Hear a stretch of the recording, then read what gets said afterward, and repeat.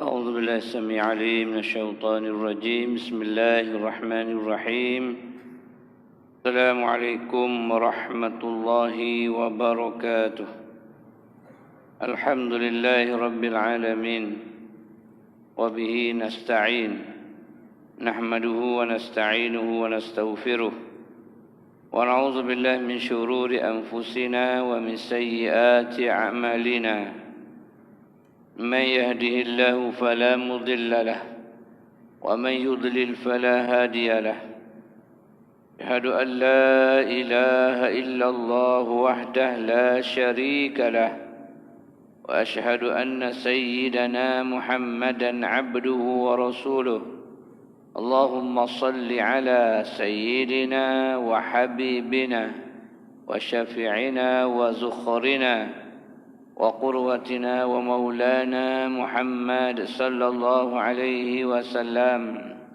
ثم إلى أرواح أزواجه وأصحابه والتابعين وتابع التابعيهم بإحسان إلى يوم الدين اللهم افتح علينا حكمتك وانشر علينا من خزائن رحمتك يا أرحم الراحمين اللهم ارزقنا فهم النبيين وحفظ المرسلين وإلهام الملائكة المقربين تحصنا بذي العزة والجبروت واعتصمنا برب الملك والملكوت وتوكلنا على الحي الذي لا يموت اللهم اصرف عنا هذا الوباء إنك على كل شيء قدير لا حول ولا قوة إلا بالله العلي العظيم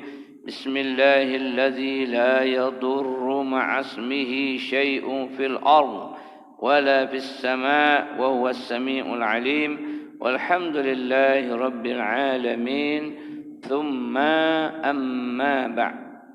Baik tuan-tuan, puan-puan, ibu ayah sekalian, mudah-mudahan pada tiga dan saat ini kita masih dalam lindungan kasih sayang Allah, dalam kesihatan, terlindung, terjaga daripada wabak yang menimpa.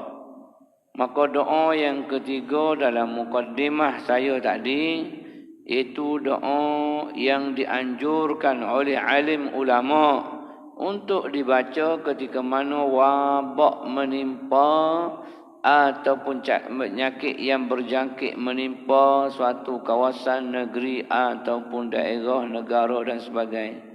Maka itu di antara doa yang dianjurkan oleh alim ulama kita.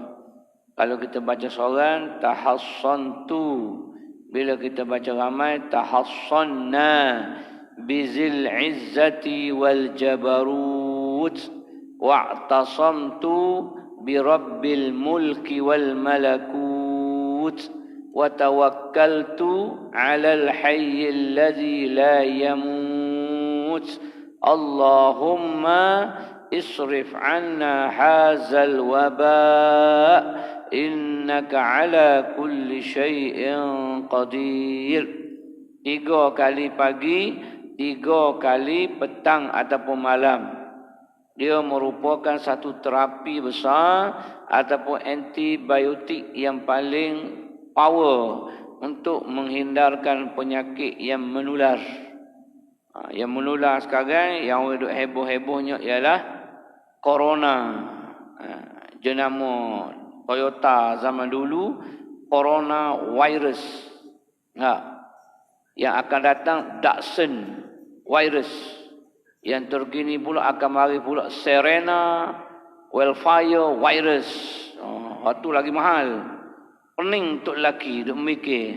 Sebab isteri terkena virus wildfire. Sebab jiran sebelah bini dia ada wildfire, maka bini terkena virus wildfire. 300,000 terduduk untuk lelaki. Tak? Itu lagi besar. Bahaya. Jangan buat virus Kak mahal-mahal. Kalau virus Datsun C20 ke Datsun Buah Hulu zaman dulu okey. 5,000 kancil, 650 manual. Virus tak apa yang tu. Ini virus hok maha-maha, Serena lah, Wildfire, Alpak, pening untuk lelaki. Pening suami Jadi wabak yang menipu, yang menular. Sehingga Cina sendiri pun nak fikir apa punca dia. Tak ada tahu punca, dia pun nama novel. Novel ni maknanya masih dalam pengkajian. Coronavirus ni dah lama dah duduk dalam tikus, duduk dalam kelawar, duduk dalam binatang-binatang eksotik. Dia tidak pernah berkembang dalam darah manusia. Dia akan mati bila masuk dalam darah manusia. Sebab darah dia tidak matching dengan darah manusia. Patutnya. Tapi oleh kerana manusia ini terlalu banyak derhaka kepada Allah, makan yang diharamkan oleh Allah, dah habis dah bewok, babi, buaya, dah makan ular sawa, pergi makan kelawar, bila makan tikus, hanuk tikus lah. Jadi Allah tunjuk sikit je, tak banyak pun, sikit je. Maka dia tak jumpa cari punca, sebagaimana tak jumpa cari punca babi JE dahulu. Japanese apa tahu? Explanation apa benda. Tapi saya tahu Japanese ya. JE itulah. Sampai satu ketika di Bukit Pelanduk, maka dipanggil askar-askar semua, pakar-pakarnya Eskimo tu, macam nak mandi jenazah orang HIV, pergilah tembak babi dalam bukit, dalam tanah yang dia gali. Dia gali, dia tolak semua babi di situ. Kita pun tembak, pam, tembak babi, supaya dia tidak merebak kepada orang lain. Satu ketika dulu. Sehingga orang yang tembak babi tu dapatlah pingat dia. Termasuk kawan saya ustaz dapat pingat PTB, pingat tembak babi. Tapi nak pakai tak tergamuk pasal lubang hidung besar, 2 ceropong macam tu. Tak. Jadi kalau JE yang tak ada ubat dia, maka dibunuh babi-babi, maka China juga minta parlimen dia meluluskan satu akta untuk membunuh mereka yang telah disahkan terkena virus corona. Tengok. Punyalah takutnya sehingga minta parlimen dia meluluskan untuk membunuh mereka yang telah disahkan. Manusia tu yang telah pun disahkan terkena virus. Takat ni tak luluh lagi, tapi dia akan cuba untuk minta supaya tidak merebak. Tapi Islam dah kaji lama dah. Nabi kita dah sebut lama dah. Punca penyakit ini dah tahu dah punca datang penyakit dia. Dah tahu dah. Apa punca dia? Puncanya kerana maksiat fahishah yu'linu. Nabi sebut lama dah dalam kitab hadisnya, iaitu apabila kerosakan, kedurjanaan, kederhakaan, maksiat itu berleluasa, diiklankan secara merata-rata, meluas, tidak ada yang membendung kejahatan itu, maka mereka akan ditimpa penyakit al-auja' allati lam takun madha fi aslabihim allazi madau. Mereka akan ditimpa penyakit yang tak pernah terkena kepada umat-umat yang terdahulu. Puncanya ialah fahishatan fi qaumin qad hatta yu'linu. Maksudnya ialah kemurkaan, kemungkaran, kemaksiatan dibiarkan berleluasa dalam masyarakat. Maka hasilnya apa yang berlaku sekarang. Sebab itu jangan suatu maksiat yang kecil kita biarkan, dia akan mendatangkan maksiat yang lebih besar. Percayalah cakap saya. Kita biarkan satu maksiat yang kecil, akan berlaku maksiat yang lebih besar. Pada pandangan kita kecil, contoh, seorang anak angkat dibinkan kepada bapa angkat, dianggap kecil dalam masyarakat. Dalam Islam kata haram. Apabila seorang anak angkat perempuan dibintikan kepada bapa angkat, dan dia pun tak tahu sehinggalah dia nak dikahwinkan, maka walinya adalah bapa angkat. Kerana malu nak bagi tahu anak angkat bahawasanya kau ni Tun sebenarnya anak angkat papa. Papa ambil engkau dulu masa kecil dengan bapak kamu masuk penjara, ibu kamu tak boleh bela engkau, jadi papa ambil jadi anak angkat. Tak tergamak nak cakap sebab budak tu dah umur 24, 25 nak kahwin dah. Lalu dia mewalikan perkahwinan berkenaan. Perkahwinan itu tidak sah pada syarak. Dan apabila perkahwinan tidak sah, bila berlaku perkahwinan, berlaku persetubuhan, adanya anak itu anak tak sah tarah anak zina.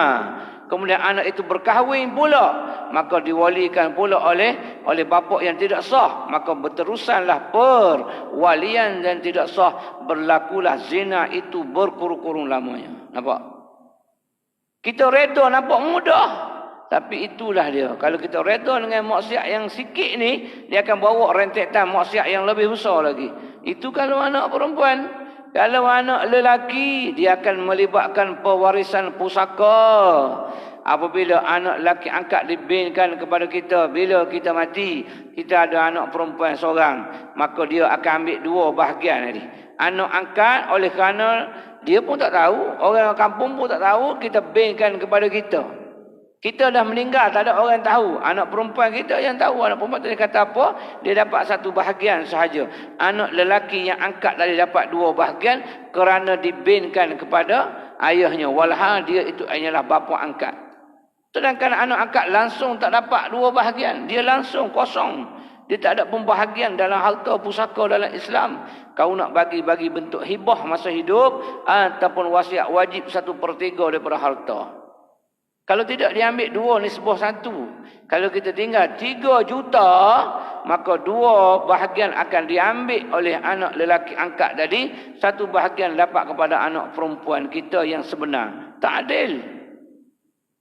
Itulah. Bila kita reda dengan maksiat ni akan bawa maksiat yang lebih besar lagi. Kita biarkan seorang lelaki berupa perempuan dalam masyarakat kita. Dia pergi buat umrah. Bising satu dunia. Rosak habis. Lepas ni tuan-tuan nak pergi umrah, kena seluk kepada pegawai polis Saudi pada muka. Yang kena selok satu-satu. Laki ke perempuan kau ni. Sebab kita biar dalam masyarakat kita. Kau nak pondan, kau nak jadi apa, kau punya pasal. Maka hasilnya memalukan sebuah negara Islam Malaysia. Kerana perbuatan oleh seorang lelaki yang menyamar jadi seorang perempuan. Sebab apa? Sebab kita biar tak apalah, biarlah, tak ada apa-apa. Dia bukan mari simbuh cak di masjid, dia bukan mari kencing atas masjid. Kita reda dengan maksiat yang kecil yang dia buat tu, menyebabkan maksiat yang besar lagi akan berlaku. Itu Allah dah tunjuk sikit-sikit, Allah tunjuk kat kita. Takkan tak boleh ambil iktibar. Sebab itu Nabi sebut dah, mar'a minkum munkaran falyughayyiruhu. Siapa jua yang melihat suatu kemungkaran wajib mengubah dengan kuasa. Jadi siapa yang ada kuasa wajib mengubah supaya maksiat itu tidak berterusan, tidak berlarutan.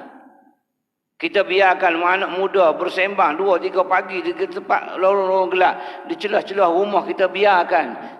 Kita buat tak tahu je. Akhir sekali akan berlaku perzinaan, akhir sekali cukup tempoh bulan melahirkan anak, dia akan tinggal anak depan masjid. Sebab kita biarkan dia bersembang, berasmara pukul 2-3 pagi di celah-celah rumah. Kita tak pernah tegah pun.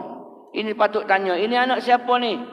Kakak, mana rumah? Ujung sana. Ini, yang lelaki ni anak siapa? Saya bukan orang ni, saya orang Putrajaya. Kenapa duduk sini? Pukul 2-3 pagi ni nak bincang pasal apa? Qiyamul Lail.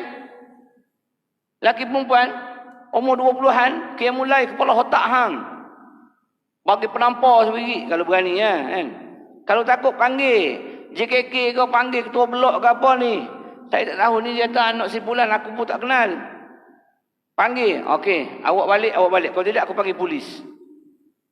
Tu baru kita cegah. Kalau kita biar bukan anak aku, bukan. Kalau dah biar dia kata, oh ke sini beres, line clear. Orang sini baik-baik, bagus dia, tidak kisah kita buat apa pun. Akhir sekali berlakulah apa yang nak berlaku. Dah tak reti nak letak mana anak, akhir sekali bersalin, letak depan masjid. Itu maksudnya kita reda dengan maksiat, satu maksiat akan datang maksiat lain lagi. Berderet-deret lagi maksiat akan datang. Sebab kita tak cegah maksiat. Begitu juga maksiat dalam masyarakat. Kalau kita tak cegah dengan kuasa, ataupun dengan lidah, ataupun dengan hati, maka akan berlaku dah. Pusat serenti akan bertambah, penjara akan bertambah.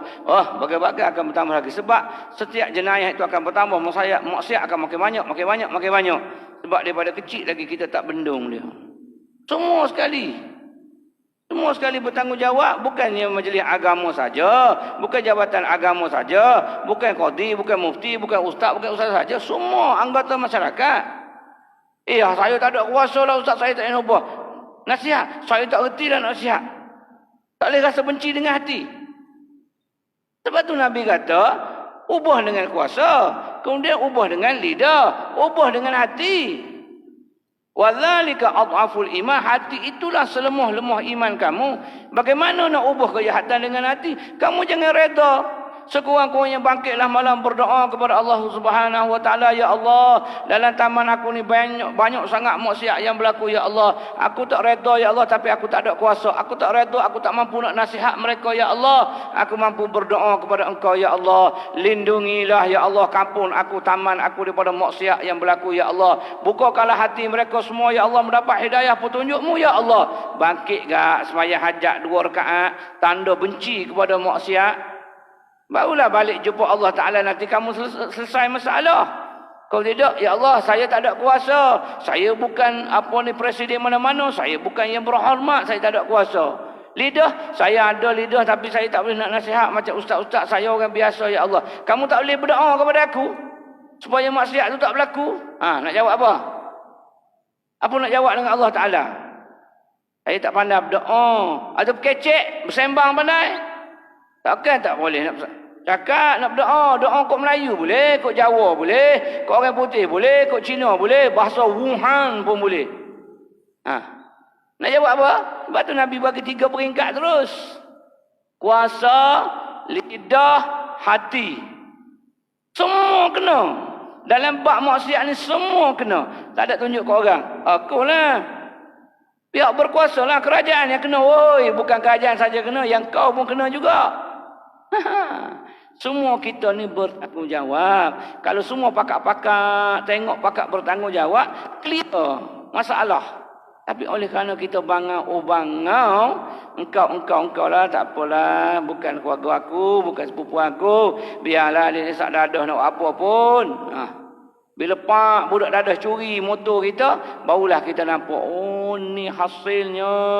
Kalau kita tahan daripada awal dulu budak ni tidak isap dadah, isap ganja, maka tak berlakulah tabur masjid kena pecah dan sebagainya. Rupa-rupanya bila tangkap kepada pihak polis, tahan tengok, rupa-rupanya dia mak gian, kuda punya budak. Sebab kita biar, sebab yang berlaku tu bukan surau kita, surau orang.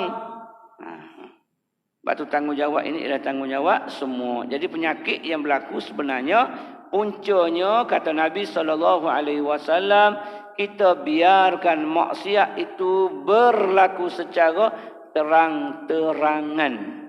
Itu punca. Jadi nak elok daripada dia berlaku, maka maksiat hendaklah dibendung daripada bawah sehingga pucuk pimpinan atas. Wajib membendung maksiat yang berlaku di dalam masyarakat. Barulah penyakit-penyakit baru tidak akan timpa. Itu je. Nabi dah bagi tahu dah ni. Conclusion daripada Nabi dah bagi tahu, itulah punca dia. Maka keputusannya yang dibuat hendaklah kamu menyekat akan segala maksiat yang berlaku. Sama ada pada diri kita, sama ada pada anggota masyarakat, ahli keluarga, negeri maupun negara. Wajib semua menggembeling tenaga untuk membenteras maksiat yang ada. Maka tidak sayugia dan tidak sepatutnya pihak berkuasa mengadakan maksiat-maksiat yang tidak sepatutnya diadakan. Tak perlu nak ada temasya-temasya, tak perlu nak ada pertandingan karaoke, tak perlu nak ada pertandingan baju kebaya. Ni baju kebaya, baju genting. Perut macam kenggok. Kalau nak buat boleh. Pertandingan Ratu Kebaya bagi nenek-nenek berusia 70 ke 80 tahun. Dia tengok berapa orang yang boleh hadir. Last sekali MC dia pun, juruacara pun tak ada gigi juga. Mengumumkan pemenangnya adalah Baru dia tahu. Tapi kebanyakan kita ambil hak muda-muda diiklankan. Sebab tu ramai peminat. Ramai orang yang tengok. Sebab iklan-iklan yang ada itu untuk anak-anak gadis berusia 19, 20, 21. Tak ada anak gadis berusia 60 tahun dia ambil iklan dalam TV. Kalau yang tu tutup company, tak ada orang nak tengok seorang pun. Itu di antara salah satu jalan maksiat itu yu'linu. Maksiat itu diiklankan kepada masyarakat. Iklan tayar tiba-tiba keluar perempuan seksi pakai skirt. Ding, ding, jalan, ding. Apa kemengena tayar dengan perempuan keluar? Kita budak fikir apalah. Rupa-rupanya walaupun setelah lama berjalan tetap tidak haus. Punggungnya tetap tonggek.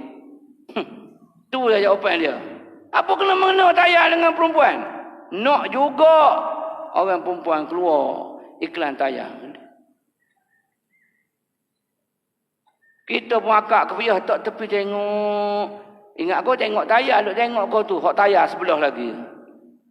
Rupalah tak payah buat warung lah depan aku. Rupa ya tengok belakang. Sebab tu jangan iklan benda-benda yang maksiat begitu mengundang kemurkaan Allah Subhanahu wa taala. Jaga baik-baik. Tolong sangat-sangat semua lapisan masyarakat. Saya sebagai penasihat, tuan-tuan kalau tak mampu nasihat berdoa kepada Allah Subhanahu wa taala supaya maksiat itu tak ada berlaku dalam kehidupan kita, anak isteri kita, jiran-jiran tetangga kita, masyarakat kita, taman kita, negeri maupun negara. Berlaku juga terserahlah. Mana kita dah usaha. Pihak yang ada kuasa, aku tidak benarkan. Selagi aku ada kuasa, autoriti meluluskan perbuatan maksiat ini, aku tidak akan luluskan. Dia berpegang kepada dia. Penasihat-penasihat agama pergan, aku akan nasihat betul-betul pemerintah supaya dia ikut landasan syariat. Yang bawah pula yang tak mampu nasihat berdoa, ya Allah, berilah kekuatan kepada Pak Ustaz aku ni, Pak Ustazah untuk nasihat-nasihat pemimpin, dan pemimpin hendaklah dia begitu patuh dengan hukum Allah Subhanahu wa taala. Semua sekali main peranan. Bagu ngam al-umara pemimpin, wal ulama alim ulama. Masing-masing gembeling tenaga kekuatan, barulah terbentuk sebuah negara yang sejahtera, selamat daripada segala wabak-wabak yang nak ditimpakan. Sebab bila timpa wabak, dia bukan timpa orang tu je, timpa orang masjid pun kena, orang surau pun kena. Sama je. Allah bagi kelompok, dia bagi kumpulan, grouping. Dia tak pilih-pilih. Syuk, Wuhan. Syuk. Tak ada. Satu masjid habis kena pada muka sebab mureda. Jadi orang yang sabar dengan ujian Allah, tak apalah. Allah tahu dah. Bagi satu masjid pun dia ni orang sabar. Dia taat kepada Allah. Walaupun dia ditimpa dengan apa-apa musibah sekalipun, dia sabar kepada Allah Subhanahu wa taala. Tak ada masalah. Sebab tu bila Allah timpakan satu-satu dugaan itu, Allah timpakan satu tempat, grouping terus. Sebab di dalam tu ada orang beriman lagi naik iman dia. Itu kaedah dia. Jadi kalau kita benar-benar beriman, okey lah. Tapi syarat berimannya kalau ada maksiat kena tegur. Kalau ada maksiat mu tak tegur, mu tak beriman. Walaupun kepala kamu pakai serban besar bakul durian pun, ada maksiat, relax ya. Patut tumpas kaki pula tu. Mana tumpas kaki? Mu mungkin astro. Sama lah tu. Maksudnya kita tak boleh tengok perempuan-perempuan gini-gini. Maksudnya berdosa. Tapi balik di rumah, pecah serban kat ibu. Cing. Cing. Kau na pyara hai, hantum se pyara hai. Dah nari juga. Makna mu bayar bil RM80 sebulan kepada astro. Sama lah mu. Sedap cakap ceramah boleh sampai pagi. Tapi mu sendiri akan buat gitu. Ingat baik-baik. Ingat kau kita selamat dah belum? Jangan. Semua sekali kena ambil peranan. Jangan harap korang, atas saja kita sendiri pun sama juga. Saya ingatkan untuk diri saya dan tuan-tuan sekalian, supaya takut-takut wabak-wabak yang lain lagi yang menimpa. Corona tu dia sebenarnya dia suka masuk ke ruang hidung, ke ruang berongga, yang lembab berongga. Sebab tu dia suruh pakai mask tu. Bila dia masuk ni dia akan attack terus ke jantung. Dia akan attack, dia tutup lubang, tu mati. Dia mudah gitu. Dia suka tempat berongga direct ke dalam. Sebab tu dia suruh pakai mask supaya dia terdinding sikit. Tapi kita kena tengok punca dia lah. Wallahu a'lam.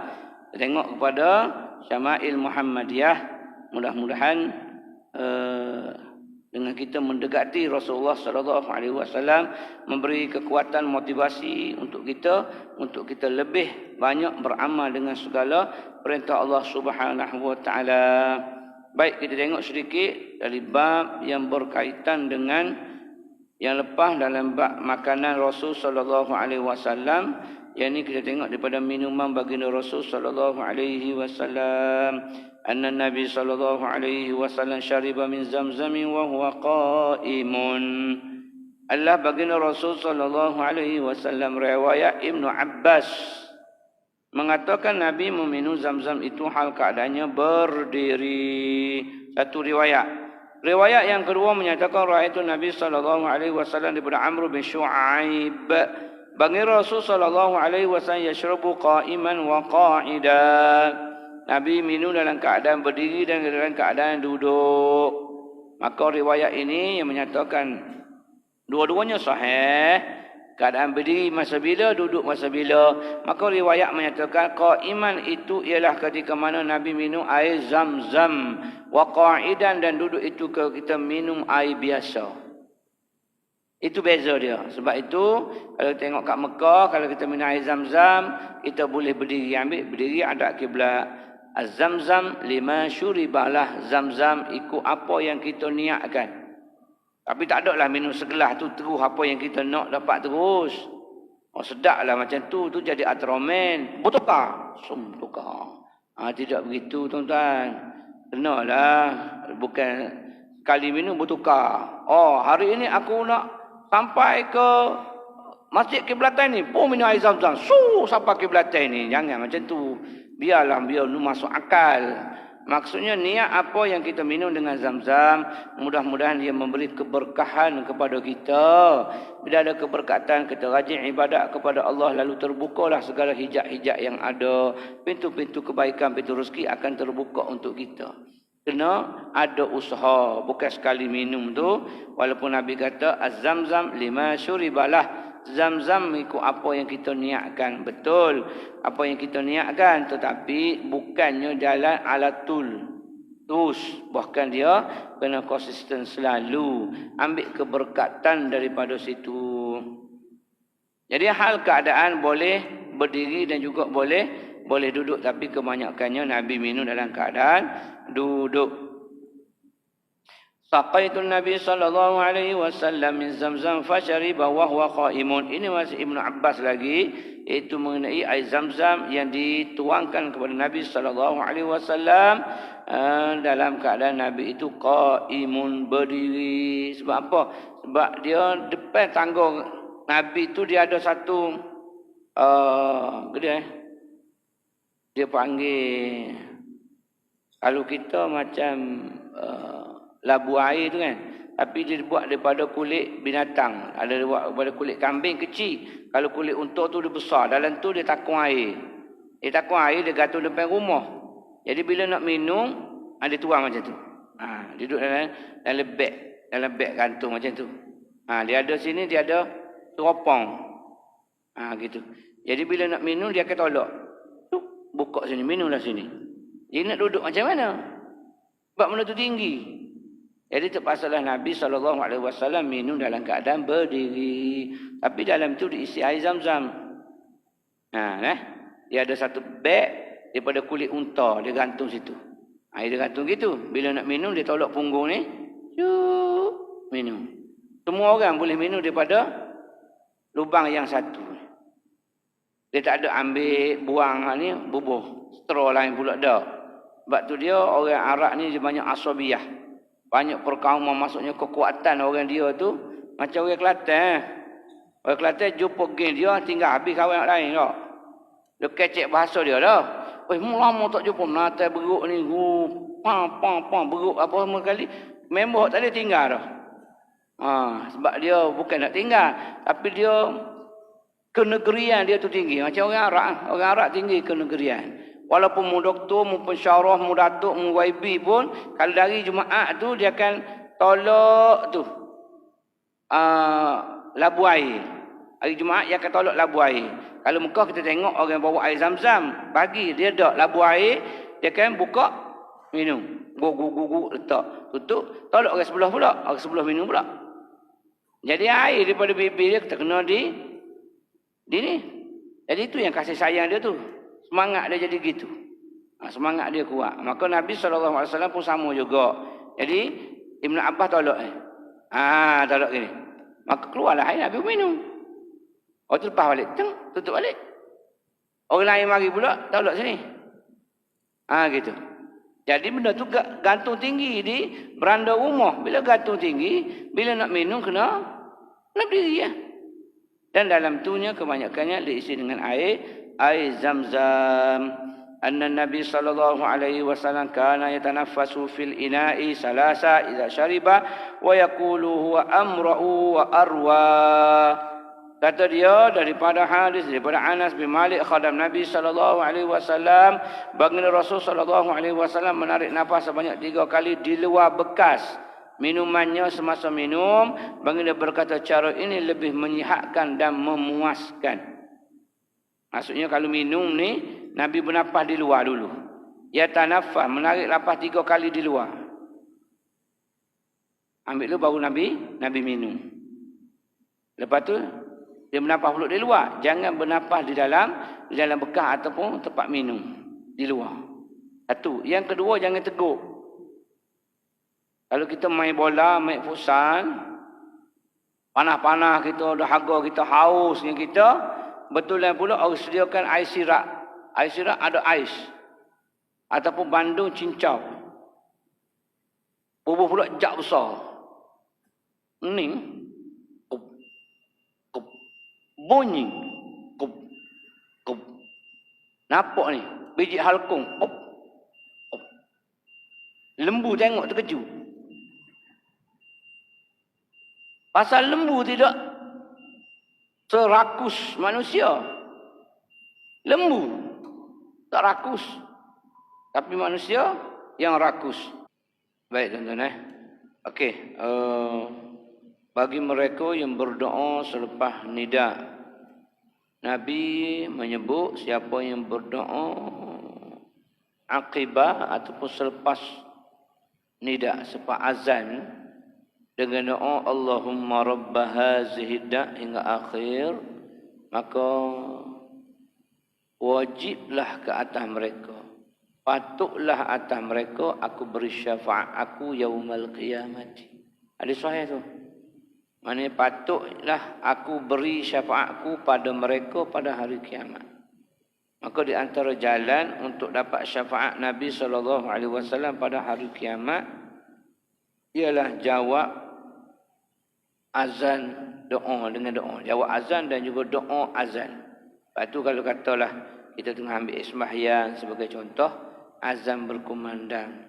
Kita ambil juga sembahyang. Tapi bila habis sahaja azan tu, berhenti. Apa juga pekerjaan yang kita buat, berhenti. Kecuali bawa kereta. Jangan berhenti tengah-tengah jalan. Jangan buat warung sangat, nyelanggar kat orang. Jangan berhenti pula, tarik handbrake. Oh, pasal apa berhenti? Jawab sambil-sambil bawa kereta pun tak apa, tak payah berhenti pun mana berhenti, kalau pekerjaan yang boleh berhenti kita berhenti, kemudian Allahumma rabbah hazihi da'wati tammati wassalatul qa'imah ila akhir. Jangan lupa aja, jangan tinggal yang tu ya, kita sentiasa bacalah yang tu, kerana Nabi kata aku tetapkan syafaat aku untuk mereka pada hari kiamat. Itu janji Nabi SAW. Jadi bila dapat syafaat Nabi SAW, maka sudah pastilah kita ke syurga Allah Subhanahu wa ta'ala. Baik tadi Nabi itu minum dalam keadaan berdiri. Dalam hadis ni pun ada kirbah atau beg tadi, beg unta tu namanya kirbah. Dalam hadis yang berikut ni adanya kirbah. Anna Nabi sallallahu alaihi wasallam idza syariba tanaffas, bila Nabi minum Nabi bernafas. Nabi bernafas maksudnya Nabi teguk ni, iruk 2 kali. 1, 2, berhenti. Nafas di luar, lepas tu minum balik. Kalau orang dahaga, dia akan hilang dahaga.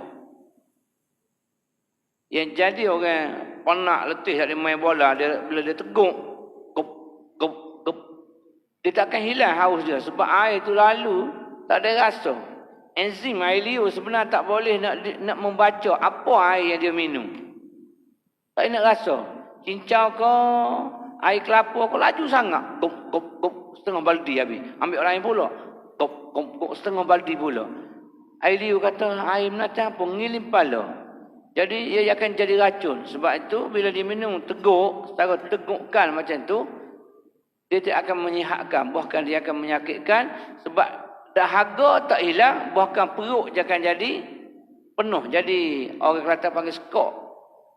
Orang sini panggil apa? Sengkot. Sengkot sebab. Tak, se'eh. Se'eh pun orang bakar juga, gua Musa. Se'eh. Se'eh. Se'eh. Dia pesuh finish ke apa benda tak penuh. Bila air masuk banyak dalam ni banyak penuh. Nafas tak lepas. Tapi kalau dia minum sikit-sikit lebih-lebih lagi kalau air tu air suam, kalau air panas, air suam, kita letih macam mana tak habis kelas ni. Sebab kita minum slow-slow.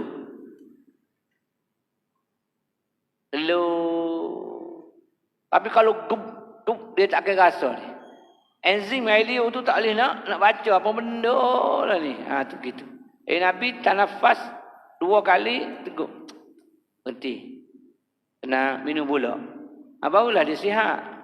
Ini kalau kita tegukkan, membuat secara dia tidak menyihatkan, bah menyakitkan. Maka kalau tengok tadi kalau lembu, kita tengok lembu dia besar dah. Dia minum air tu dia teguk ke dia jilat. Padahal badan lembu ni badan kita besar lembu kok. Tapi sabar dia. Sabar betul.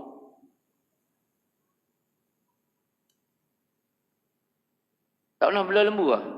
Kau tahu makan daging lembu? Bagi air sabaldi tu dia tak ada. Tak ada, duk seduk. Tak ada dia. Lidah dia kau. Lepas tu kata, Allah menatai lembu ni lama minum air. Memang dia bukan teguk macam kita. Sabar. Tengok cicuk atas bumbung. Sabar tak sabar? Dia bersabar dan binatang paling tawakal, cicuk. Dia nak makan apa dia? Bukan boleh bawa cangkul, boleh bawa parang. Apa nak melebah atas tu? Dia kekuatan lidah je. Itu pun kalau lalak lalu, nyamuk lalu. Nyamuk mana tinggi, tak ada naik tinggi. Tiba-tiba jatuh sayap, jatuh bawah. Dia duduk tunggu ngangusnya. Tapi tak jumpa, payah nak ketemu lah. Kalau tuan-tuan ketemu cicak mati beragang kerana lapar. Tengok, tawakal betul dia. Tak ada lah jumpanya bawa jerakak ke tak. Bawa apa? Getah, nak buat tebah. Nak cari lalak. Ting! Dia tunggu tu kan. Nampak terbaik ibu terang. Lidah dia. Tak kena. Makan air liur sendiri. Tak kena.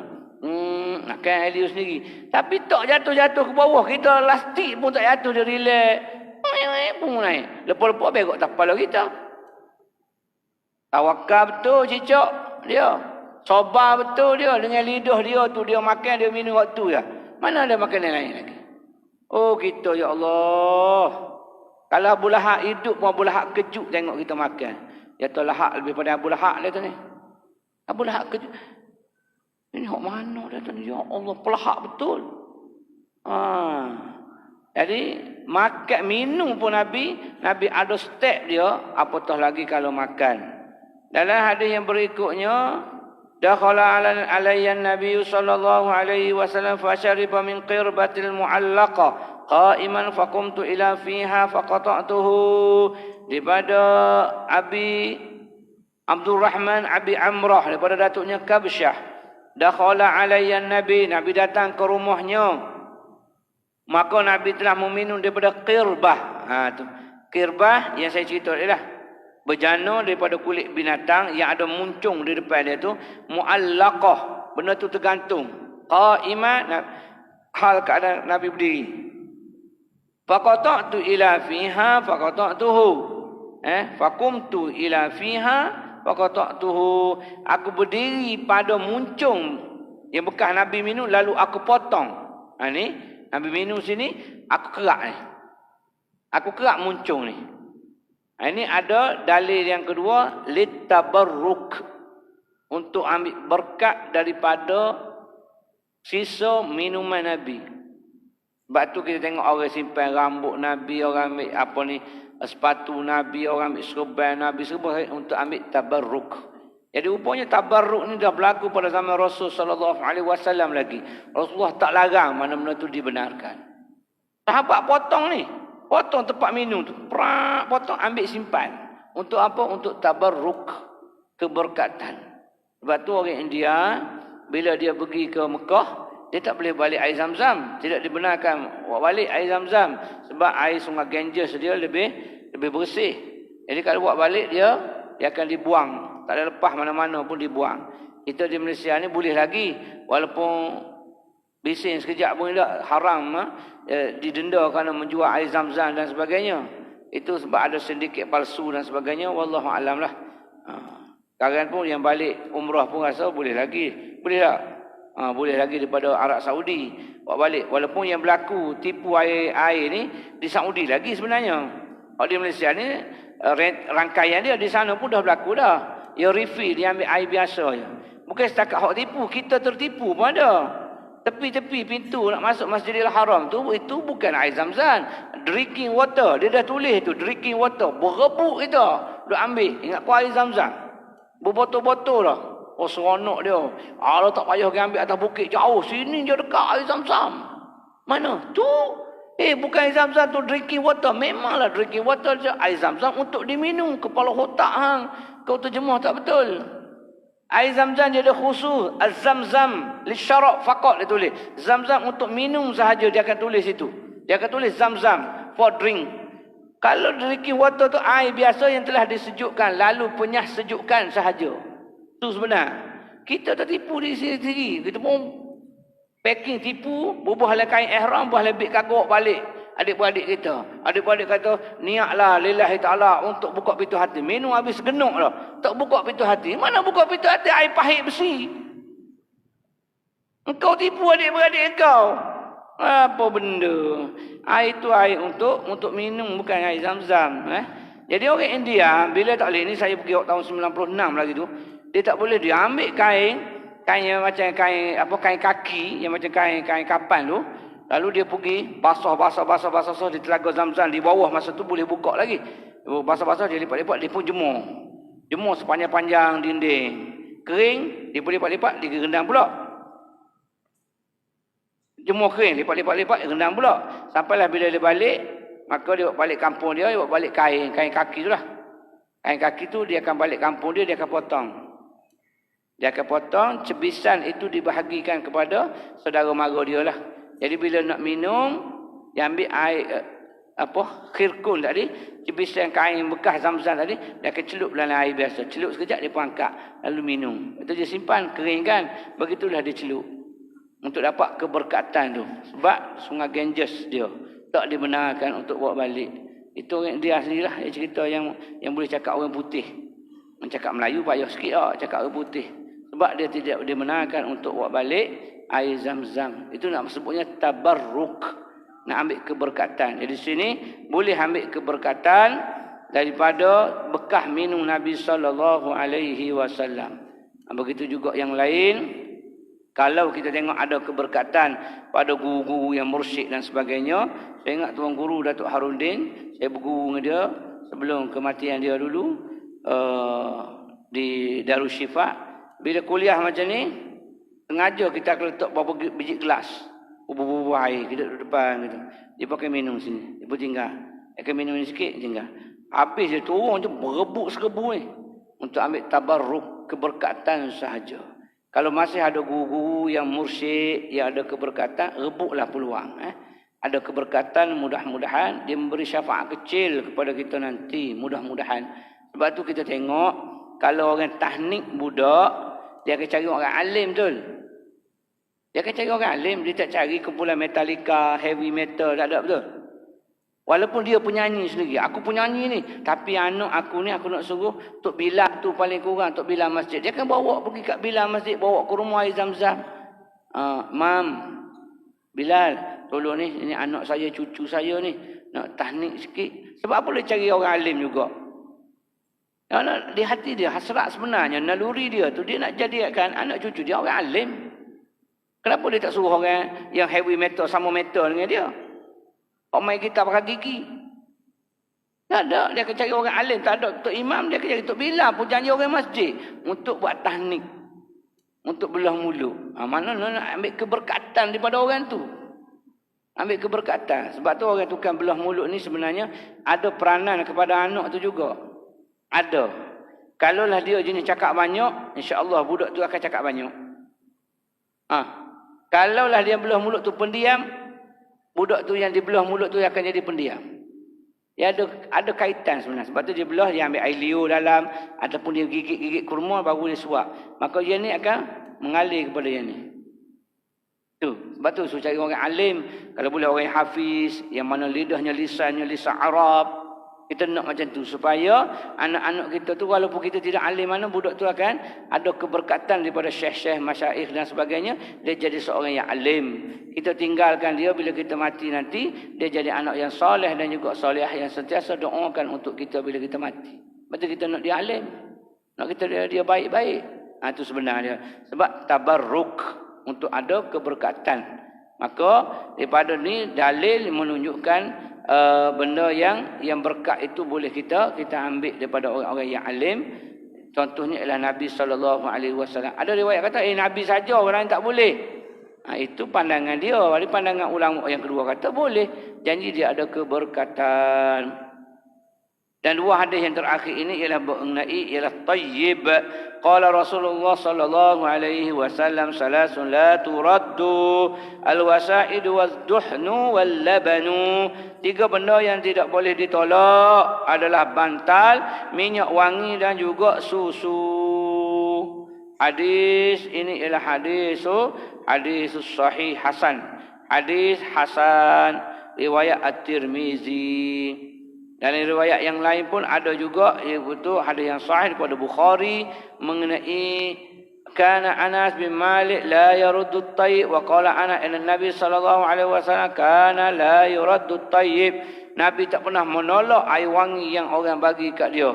Walaupun air wangi itu dia tengok dia tak suka pun, tapi dia ambil sebab itulah keberkatan yang ada pada air wangi. Kita suka melekat subuh, tapi orang bagi nak colek air wangi itu melekat zuhur.